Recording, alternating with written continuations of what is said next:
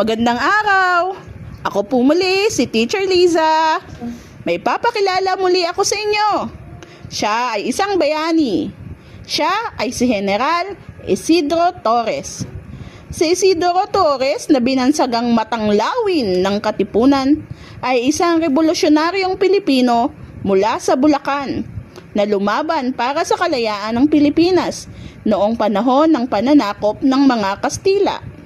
Ipinanganak si Isidro Torres noong April 10, 1866 sa Matimbo, Malolos, Bulacan.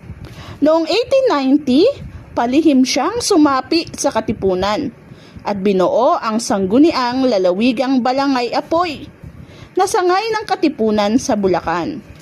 Nang madiskubre ng mga Kastila ang Katipunan, pinamunuan ni Torres ang may 3,000 pwersa ng mga Katipunero at nakipaglaban sa mga mananakop. Itinaas ni Pangulong Emilio Aguinaldo ang ranggo ni Torres sa pagiging general noong 1897. Si Isidro Torres ay namatay noong Desyembre 5, 1928 sa edad na 62.